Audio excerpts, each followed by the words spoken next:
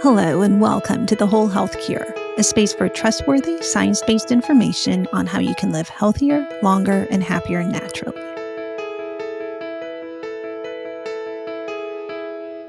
I'm your host, Dr. Sharon Berquist, a practicing Yale and Harvard-trained physician and scientist specializing in the role of lifestyle and health and aging, and the author of The Stress Paradox, which is a guide to building mental and physical resilience.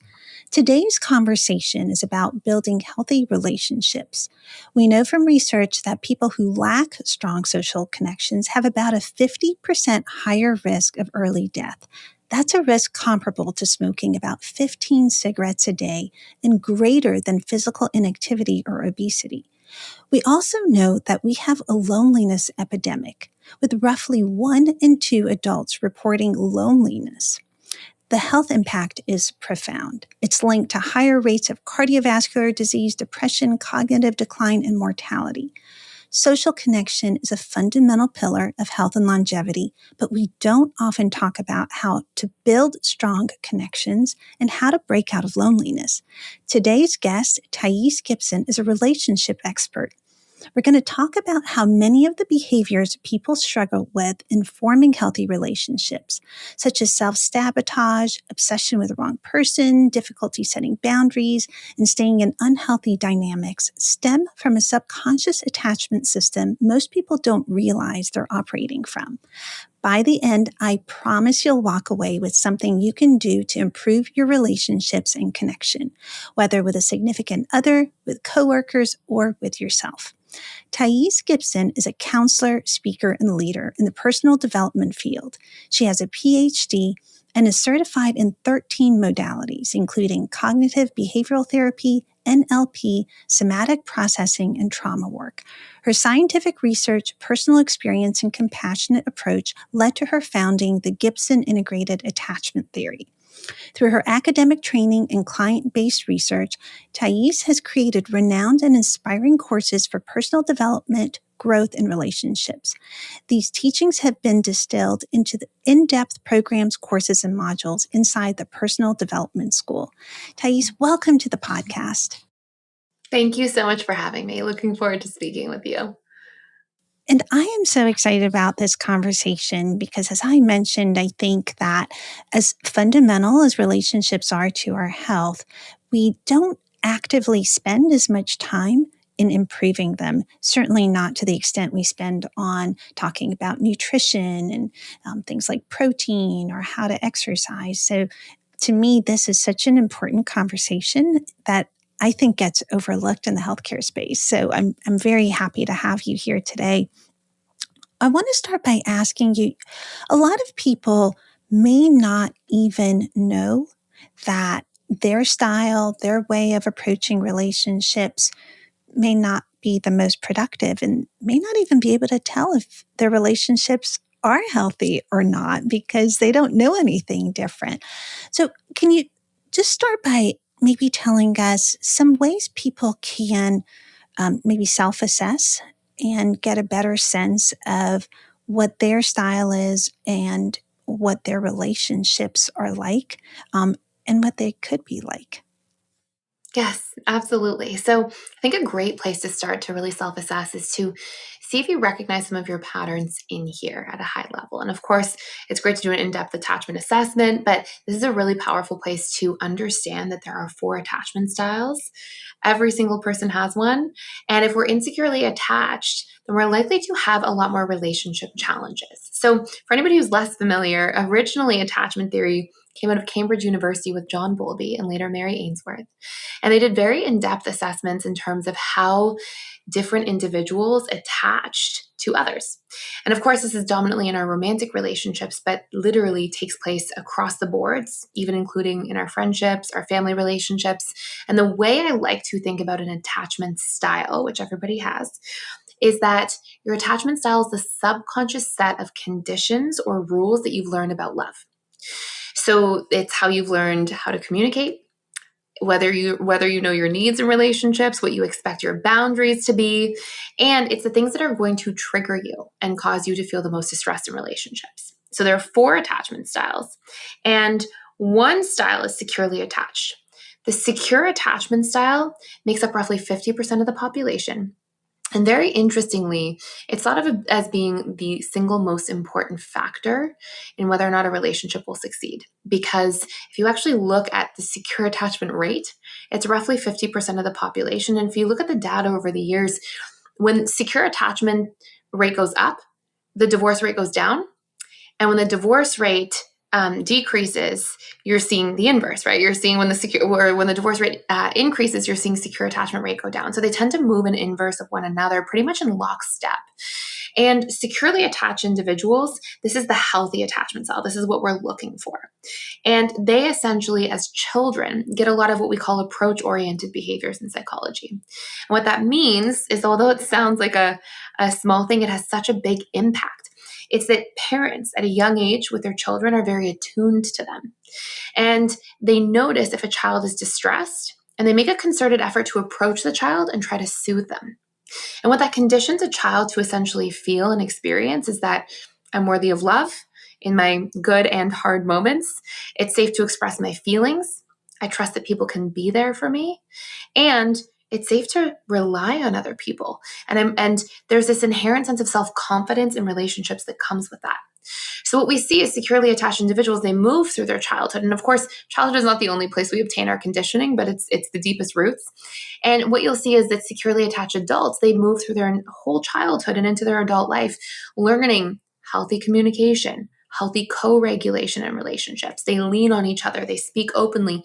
They have boundaries. They know their needs, and they have less triggers in relationships. And so they don't just report the longest rate of being in relationships out of all attachment styles, but they actually report being the most fulfilled in those long-lasting relationships, which I think is a very important metric. And so then on the other hand, we have 3 insecure attachment styles. And this is where people may start to see their sabotaging patterns that we can get into. But I just want to pause there in case there's anything you wanted to mention before I go into that.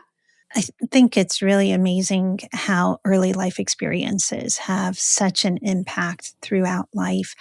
And for people listening who did not grow up in a family where there was the opportunity to create a secure attachment style, you mentioned that it can be developed later in life.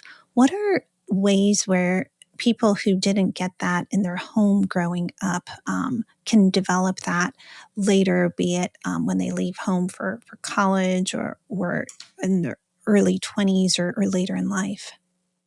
Great question. So you'll learn that it's really conditioning that's the root of all of this. And conditioning is always happening. We get the deepest forms of our conditioning between the ages of 0 to 3 and then 3 to 8 because our brains are producing more alpha and theta brain waves, which makes us highly suggestible. And in other words, we're soaking up information very profoundly, very fast. Sort of why you see children learn so quickly. They're sponging and encoding everything in very, very intensely. And that doesn't mean, though, that conditioning stops. I mean, you can sort of think of some analogies here. Like you always hear things like, oh, you're the sum of the 5 people you spend the most time around. Or you may see that in a long-term marriage that you take on some of the mannerisms or sayings of your spouse. And all of this is because whatever we're exposed to through repetition and emotion over time is what fires and wires neural networks in our brain. And so although we get the deepest conditioning as children, it can transform into our adult lives.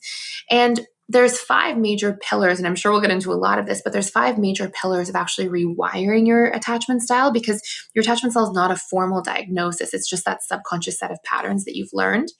And there's 5 major pillars. The first one is to rewire your triggers. Okay, so those fears of being abandoned or betrayed or feeling not good enough or fear of being trapped, some of these things that we'll really get into with the insecure attachment styles, those are solvable problems. We can actually recondition them. We're not born with them. They get wired into us through repetition and emotion over time, and we can change them. The second pillar is we learn to build a relationship to ourselves through understanding our needs and actually learning to meet them in the relationship to self. It's a massive part of how we actually self-soothe. Then our third pillar is learning to regulate our nervous systems. All 3 insecure attachment styles have a dysregulated nervous system. They spend a lot more time in sympathetic, in other words, fight, flight, freeze, or fawn mode. And then our last 2 pillars are more interpersonal pillars, which is learning to set healthy boundaries and communicate our needs more openly. So we can get into all those things and how they have to actually apply at the subconscious level of mind in order for us to build a new baseline of or sort of set point of how we naturally show up in relationships, especially if we learned more maladaptive techniques for communicating growing up, or an absence of setting boundaries. If we have a lot more triggers, like those are solvable problems, and we'll definitely get into that. But I think it'll be helpful to go into the other 3 attachment styles so people can start to see if they recognize some of their patterns in there. Yes, I think let's hold that because I definitely want to come back to these pillars. But yeah, let's go through the other attachment styles and then circle back to the pillars. Okay, perfect. So you can sort of imagine that these other 3 attachment styles exist along a continuum in a way. And at one end of the continuum, there's the anxious attachment style. Anxious, preoccupied individuals, they grow up in a household where they have more real or perceived abandonment. Real abandonment is very obvious. It's a fatherless home. It's a parent passes away, God forbid. A child is adopted at a young age. And in any of these types of cases, there's an abandonment wound that takes place. But perceived abandonment is that a child may have really positive associations to their parents, but the parents are always traveling a lot or busy or not there. And so love feels like a very good thing. It gets conditioned with very positive emotional associations, but love feels like it's always taken away. So parents are there. Oh, they're traveling again. Love is gone. Love is taken away. Oh, parents are there, but they have to go work late again. You could only see them briefly. So this fires and wires in this child and in their conditioning this sense of, oh, love is always going to be taken away. But because children do have very positive experiences when they do have connection with their caregivers, they end up wanting more of it and yet always fearing the loss of it. And so we see anxious attachment individuals, they grow up and they end up constantly having these fears of being abandoned, alone, disliked, excluded, rejected, unloved. These are their big triggers in relationships. And anxiously attached individuals, what they do is they cope with these triggers by always trying to maintain proximity. So, what this means is that they will go into a lot of excessive people pleasing behaviors. They will always try to get closer. They will abandon their own boundaries in favor of trying to get close to other people.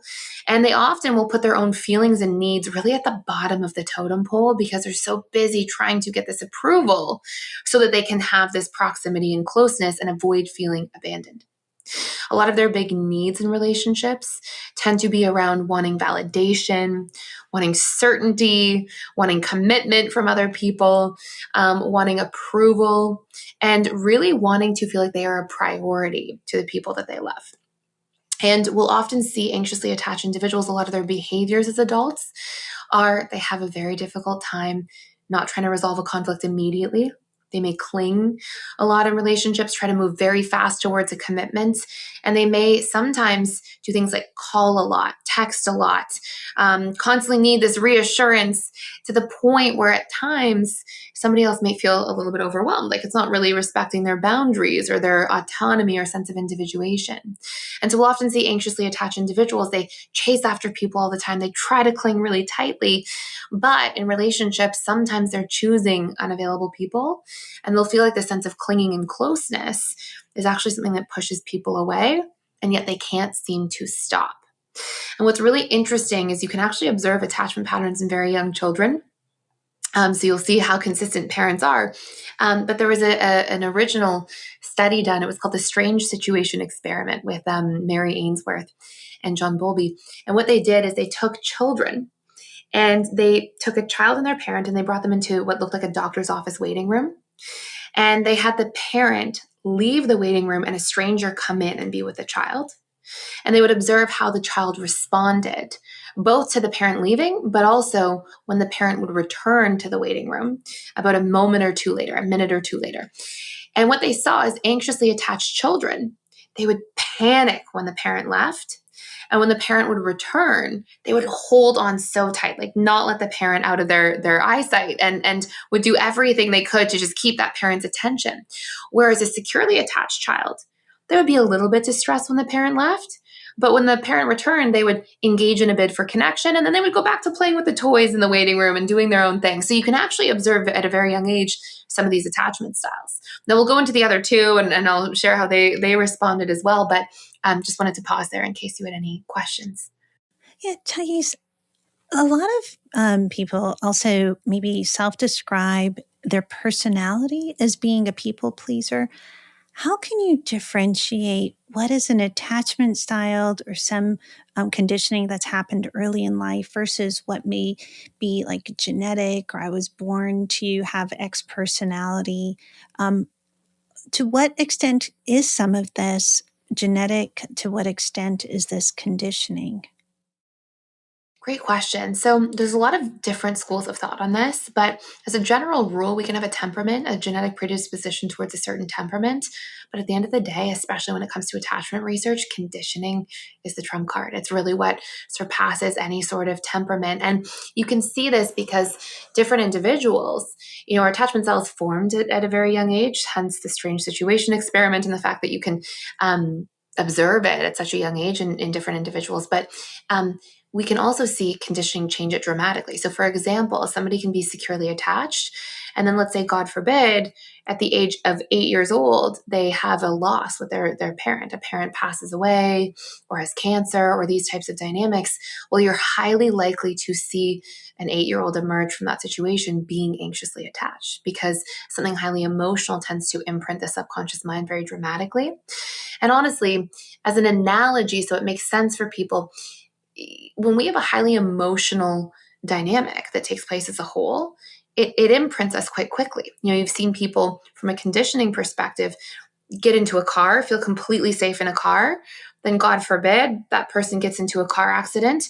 And the very next day, because of how emotional and intense that experience was, emotion is very much how we encode memory and how we store perceptions. And so you can see somebody go into the car the very next day and their hands shake getting into the car. They're so scared, they're nervous, they feel highly unsafe in a car. So because the way that we are wounded in our relationships plays such a crucial role in determining our attachment style. If we have big abandonment wounds, we're likely to be anxious. If we have big wounds, as we get into the other ones, of being trapped or betrayed, it may put us into a different attachment dynamic.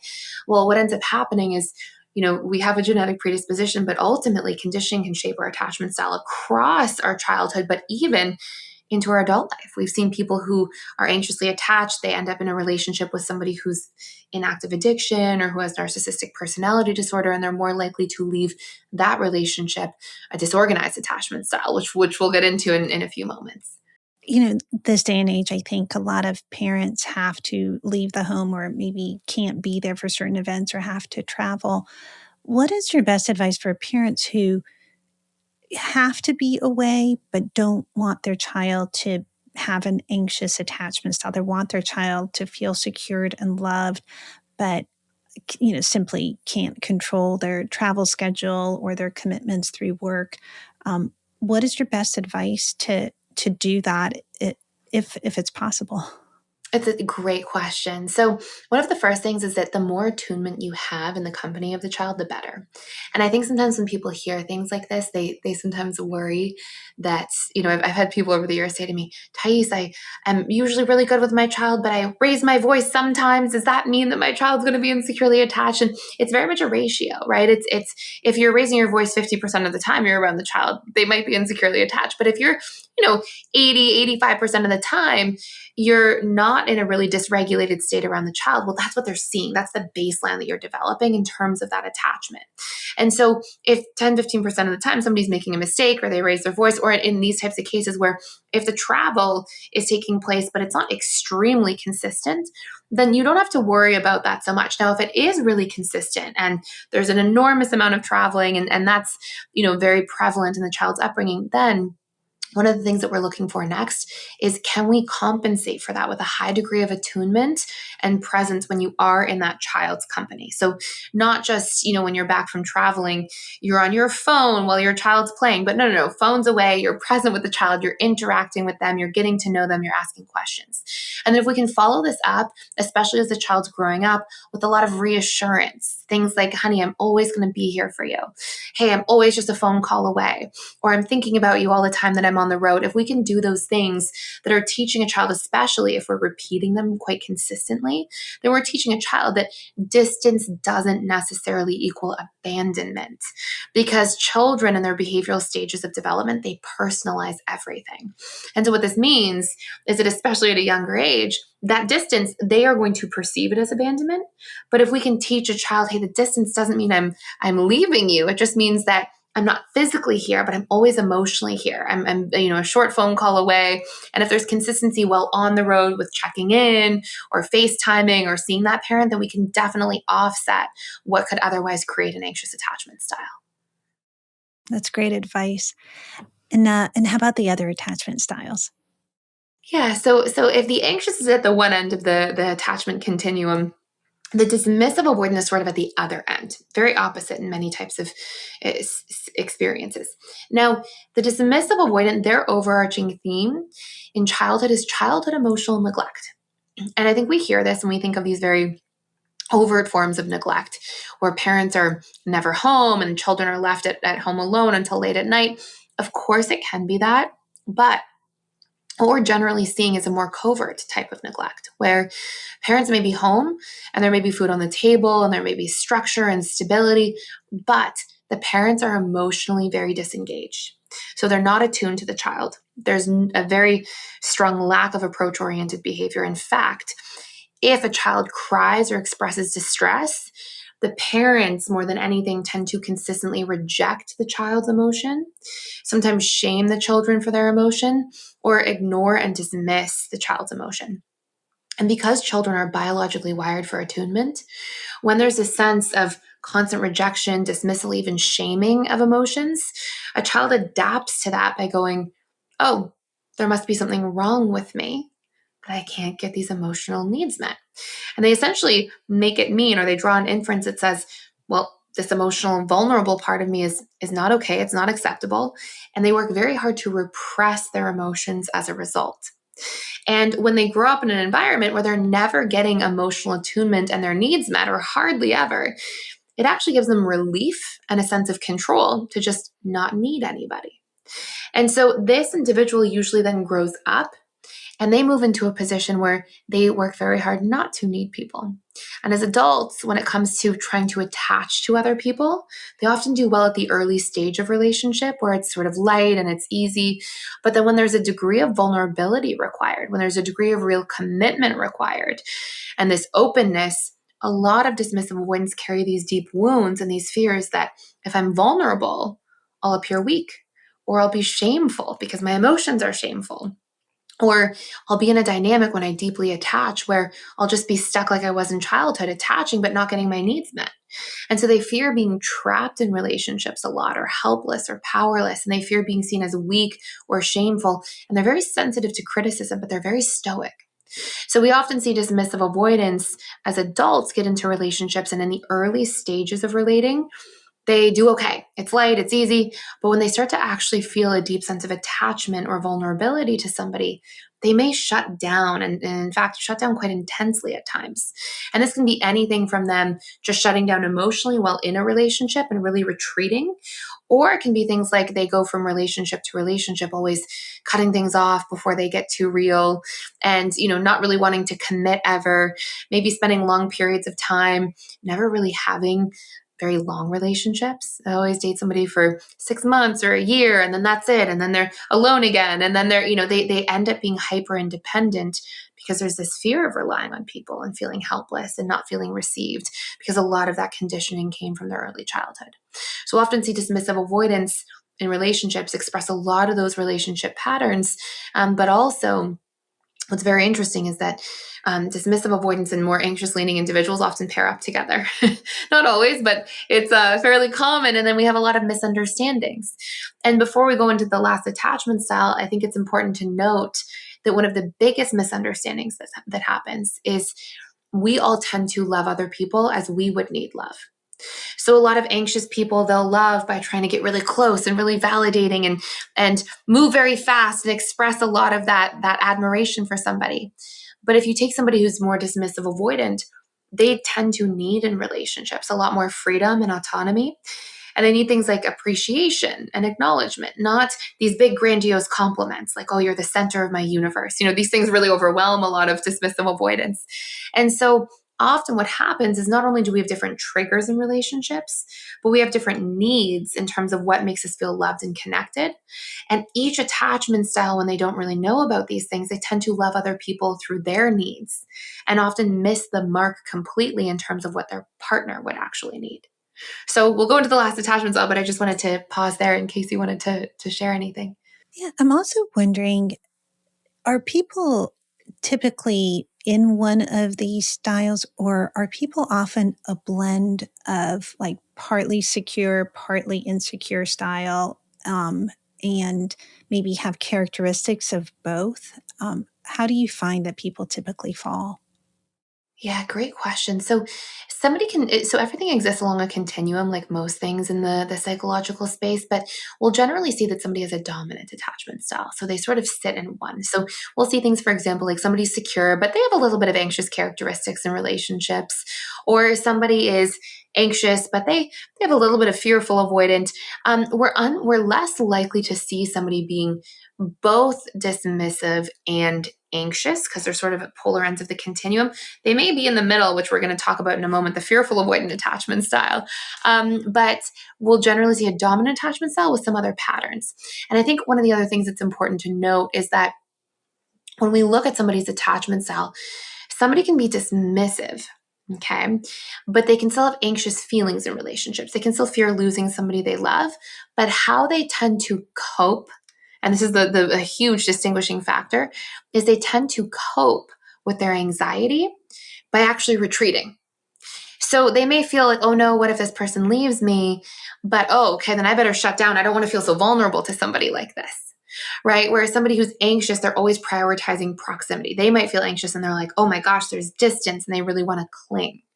And it's interesting because in that strange situation dynamic with Mary Ainsworth, the child who was dismissive avoidant, when their parent left the waiting room, they expressed some distress, but not too much. And when the parent returned back a moment or two later and tried to make a bid for connection with the child actively rejected the parent. So their experience was that they would look away. They would distance themselves. And when the parent would keep trying to make bids, the child would become very cold and distant and actually actively reject the parent.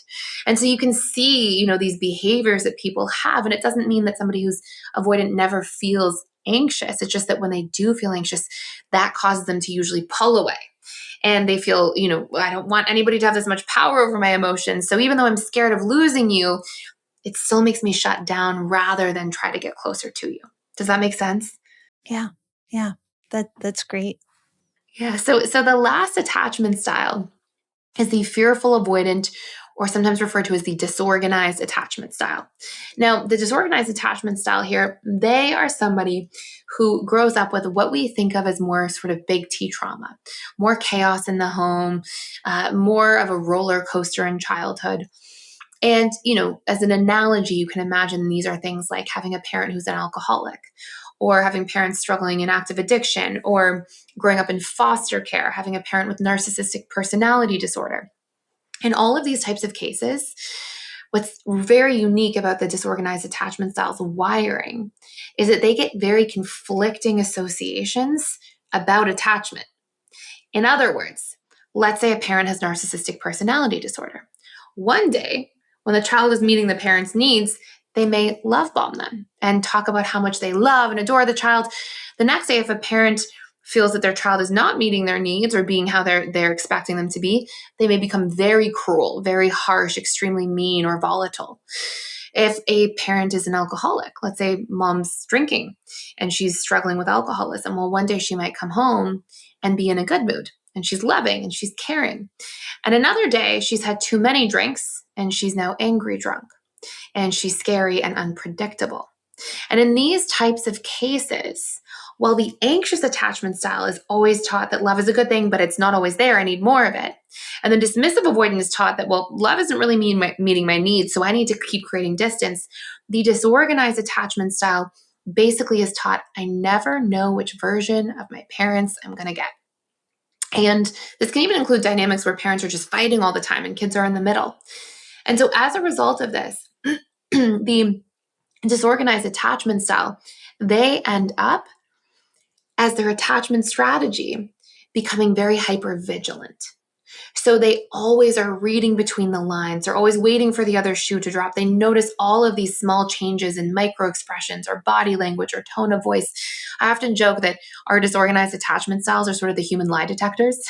They always, the moment something's off or anything has shifted or changed, they really notice it. And it's because that's how they learned how to attach. If somebody was scary and unpredictable, they learned to read between the lines all the time, predict their parents' behavior so they could know how to cope.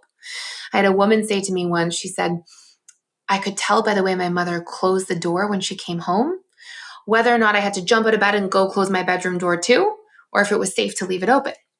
And so we have these individuals who become extremely hypervigilant, and they have these sort of conflicting aspects to their attachment style where they're always waiting for the other shoe to drop. They're always hypervigilant, but they have the wounds of sort of both sides of the attachment continuum. They're afraid of abandonment, but they're also afraid of being trapped or helpless, especially if they rely on other people. And they also have these big triggers around feeling betrayed or unworthy. They often put an enormous amount of pressure on themselves to overachieve and overperform just to feel worthy of love at a baseline. And so we have these individuals as adults who feel hot and cold very frequently. They want love, but they're also kind of scared of it. And so in relationships, they tend to be the pinballing partner. They're hot and cold. They're sort of like, come get close. And then when you get close, they're like, oh, you're unsafe, get back. And they feel threatened. And then somebody moves away and they're like, wait, come back again. And in the strange situation experiment, what they saw is that these young children who are disorganized, what they found is that the parent would leave the doctor's office waiting room, and the child would panic and become very distressed. And then when the parent would return, they would become extremely ambivalent towards the parent. So you would see the parent approach the child, and the child would want to get close, but then they would pull away when the parent got close. And then when the parent would respond to the pushing away and take a step back, the child would turn around and want to cling to the parent again. And then as the parent did approach that bid for connection, the child would then reject it. So they were moving back and forth between this yearning for connection, but clearly feeling threatened or afraid of that vulnerability associated with it, causing them to become very ambivalent. And of course, what we see in the expression of this as an adult is these adults who are very hot and cold in relationships, more volatile sometimes in their behavior, wanting to be close, but then constantly needing to shut down and push away. And they're very black and white in their thinking. They have a lot more cognitive distortions around black and white thinking. They're very all or nothing. And they usually struggle with more challenges in their relationships in terms of arguments and fighting and more failed relationships after, very intense forms of commitment. And a lot of individuals who are disorganized report feeling that relationships are very difficult, very confusing, and very overwhelming for them. If an adult is in a relationship with someone that has that attachment style, so they're on the kind of receiving end, if you will, never knowing if their partner one day is going to be very happy and have, great time together, another time can snap at them and be angry, how can a partner support and help a person who is volatile? That's a wonderful question. So, as a general rule, what we're trying to do first is we're trying to set boundaries around the volatile behavior. And I think that sometimes people hear this at first glance and they think, oh no, that might push them away or they might become more angry. But if boundaries are set in a very regulated way, disorganized attachment styles actually respond exceptionally well to being called out a little bit, but in a gentle kind of way. So if somebody says, hey, I understand you're having a hard time, and snapping like this is not acceptable in our relationship. I'm open to hearing what's going on for you, but you have to communicate more respectfully. Fearful avoidance or disorganized attachment styles, the same thing. They tend to respond very well to that as long as their partner is coming from a regulated space. So setting a boundary around it is huge. Also, fearful avoidance, and I keep saying fearful avoidance, disorganized and fearful avoidance are the same thing. They just get referred as multiple things sometimes. So I'll stay on disorganized. Disorganized attachment styles, they they're extremely emotional creatures because they have had more big T trauma. So if you imagine that at a subconscious level, they have more wounds, more fears, it's almost like they have more minds in their mind field. So, they're afraid of being trapped, but they're afraid of being abandoned, but they're afraid of being helpless, but they're afraid of being betrayed or unworthy. So they have a lot of these fears that cause them to get dysregulated. And one of the things that's extremely valuable for them that they're always looking for is, number one, when they are very distressed, if somebody validates their emotions, it helps them calm right down. So, for example, if they're starting to raise their voice and somebody says, honey, I know you're feeling stressed right now. I understand, and I want to hear what's going on for you. Then having that emotional validation helps them feel seen and heard and safe, and all of these things that they were generally very much missing in their early childhood and past experiences, and it helps them relax. It also helps them co-regulate when they feel seen and considered. Another massive thing that the disorganized attachment style is seeking is they are constantly seeking context for things. So they don't respond very well to not knowing what's going on. If somebody's kind of private or retreated, that tends to make them feel quite dysregulated. But when somebody gives context, it is again another fundamental ingredient that helps them feel regulated.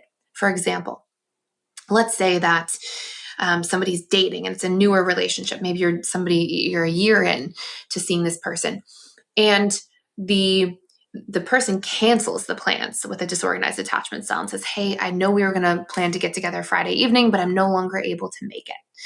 That individual is going to start to spiral. They are constantly seeking context. They want to know why, because they're trying to predict people's behavior so that they can feel safe, right? This comes from that childhood of feeling like everything's rocky and confusing. If somebody gives context and says, honey, I'm not able to make it tonight. I'm feeling under the weather, but I really care about you and I'm looking forward to doing something on Sunday. Then all of a sudden they have transparency, they have context. It makes them feel safe, and they do not jump to those conclusions that, oh, I'm going to be abandoned or I'm being betrayed or all of these old wounds that they will project onto the current moment. And that is another really important way that they tend to feel regulated. And I think it's really important to note that these wounds, when we look at these wounds from childhood or past experiences, the way I sort of give an analogy here is that all of these wounds or triggers, they are like our own personal version of a bear in the woods. If you go into the woods tomorrow and you see a bear and you run away and you're safe, thank goodness, but you have to go back into the woods the very next day, well, what does your mind do? Well, the moment that you hear the trees move, you're bracing for the bear, right? You're thinking the bear, it's coming. So our mind has stored the perceived threat. Our subconscious mind stores a perceived threat. It stores it very strongly.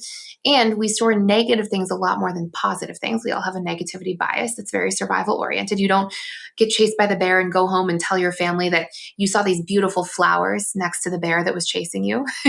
You remember the bear's teeth and its claws, right? We remember the scary bad things the most. But then this imprint that's formed at a subconscious level because of the threat, the imprint that we're remembering, oh my gosh, the bear, we project it back out onto everything. Hence why you go into the woods the next day and you're bracing for the bear. And that's great when we have a survival orientation because we're chased by predators, but it's not so great when you felt abandoned as a child.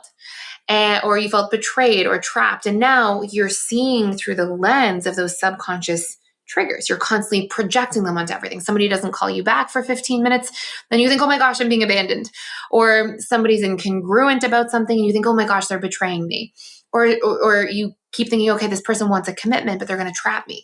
So each attachment style has their own version of their bear in the woods, these perceived threats that they've stored, and now they reproject all the time. And it's exactly what dysregulates them in relationships. So not only can we rewire those triggers, but in understanding that those are the triggers of our loved ones, we can make sure that we're making an effort to show them the opposite, right? So there's disorganized, they're constantly fearing being betrayed. So we give lots of context, lots of transparency. It helps them build trust, the opposite of betrayal.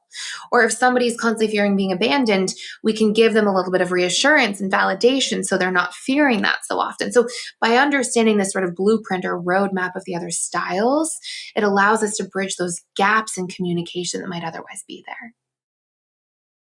And Thais, with the time we have left, I want to circle back to the pillars, but we probably won't have time to go through each one in detail. But can you maybe at a very high level, maybe just give a few good, important pointers that you think are really important for people to understand and to share? Yeah. So one of the first things is we can rewire those core wounds. So those big triggers that we're carrying from our childhood, those bear in the woods version for each attachment style, those are solvable problems. You're not born with them. They get conditioned into you through repetition and emotion over time. And I'll give some very high level pointers for the other ones, but maybe I'll just share one tool for this one if this is helpful. So if they're sitting here noticing, oh my goodness, these are my triggers in relationships. I'm always fearing being abandoned or being trapped or being betrayed. There's 3 steps that we can take to transform this. Step 1 is we find what that wound is for us and its opposite. Okay, so let's just say I'm going to be abandoned. What's its opposite? I'm worthy of connection. Okay, or I'm going to be betrayed. I have loyalty. I'm trapped. I have freedom. So number 1, we find that big trigger that shows up for us a lot in relationships and its opposite. Step 2, I do not believe in affirmations, and here's why. When you do an affirmation, your conscious mind hears language, but your subconscious mind doesn't. Your subconscious mind speaks in emotions and images. And these core wounds, they exist at the subconscious level of mind. Nobody wakes up consciously with our logical, analytical, conscious mind and says, today I'm going to tell myself all day long I'm going to be abandoned and see how I feel, right? Like nobody chooses that. These are subconscious programs that we have from past experiences. And so we have to speak to the wound at the level at which it exists. Now, as I mentioned, your conscious mind speaks language, your subconscious mind doesn't. If I say to you, okay, Sharon, whatever you do, do not think of a pink elephant, you probably flashed an image of a pink elephant, right? Your conscious mind heard do not, but it was too late. Your subconscious flashed that image. And so what ends up happening is we have to speak in emotions and images to the subconscious mind. So if we're coming up, for example, with the opposite of I will be abandoned, and we want to rewire this, I'm worthy of connection or love, then we need 10 pieces of memory of times we actually did feel worthy of connection and love, and we did feel loved by people in our lives. And the reason we come up with 10 is it's enough to start firing and wiring through that repetition, which fires and wires those neural pathways. And we need those pieces of memory because all memory is a container for emotions and images. If you think of old memories, you smile when you think of a happy one, or you cry if it's a sad one, right? So we have all the images and emotions in there. So we come up with 10 times we felt really loved. And we want really specific examples. So I felt really loved when my husband did this during a really hard time. Oh my gosh, I felt really loved when I was away for a couple of days and my children came running to the door and I saw the smiles that they had and the emotion in their eyes. And the more specific we get, the more imagery it elicits and the more emotion we feel. So now we're speaking to our subconscious mind. And then our third step is once we have these 10 pieces of evidence or memory of times we did feel loved, then what we do is we record this down, and ideally we listen back to this for about 21 days. Research shows it takes 21 days to build new neural networks if we're firing and wiring them consistently, especially if we are in a suggestible state, meaning when our brain is producing more alpha brainwaves. So what we do in step 3 is now that we have these 10 times that we felt worthy of love or good enough or free, whatever the opposite of the core wound is that we're working on, we listen back, we record ourselves saying them out loud, and we listen back for 21 days in the first hour that we wake up or the last hour before going to sleep because we're highly suggestible at those times. Our brains are producing more alpha brainwaves. And when we listen back to these memories, we feel about them as much as we can. And we visualize about them as much as we can. We can't intellectualize them and go, oh, this thing happened. We want to be in it, present with it, feel about it, visualize about it. And what that's actually doing is building these new neural networks that are getting fired and wired while we're in the suggestible state. They're going to build into our subconscious mind so we see ourselves and our world differently. So that's one tool we can use for that first pillar, is to actually rewire these old triggers, because we're not born with them. This is how they get wired in there in the first place. And we can actually change that conditioning so that we're not always jumping to these conclusions and then having these more volatile or distressing behavioral responses in our relationships as a result. Yeah, these tools are so helpful because I think it gives people a very clear way that they can actionably rewire. So I love how you shared that. So Thais, there's so much I want to ask you, and I feel like we could probably just spend so much time on each of these pillars because this is so valuable.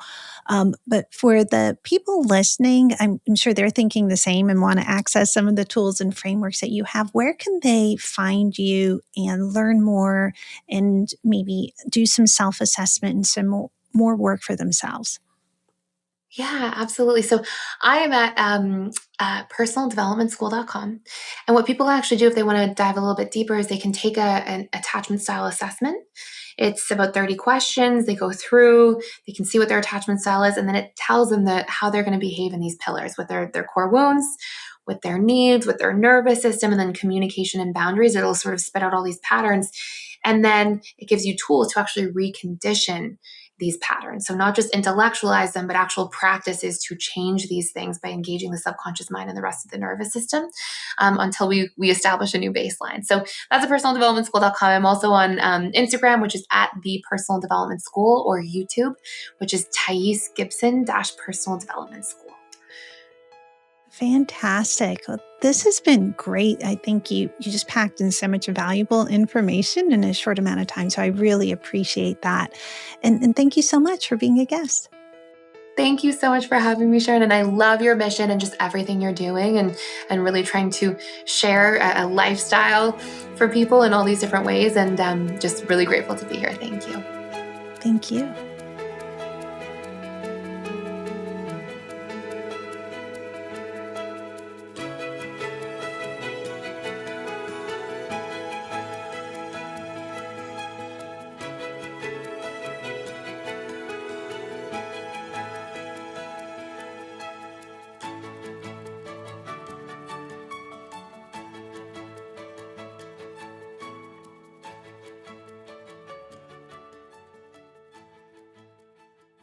The views and opinions expressed in this podcast are those of the speakers and do not necessarily reflect the views or positions of any entities they represent.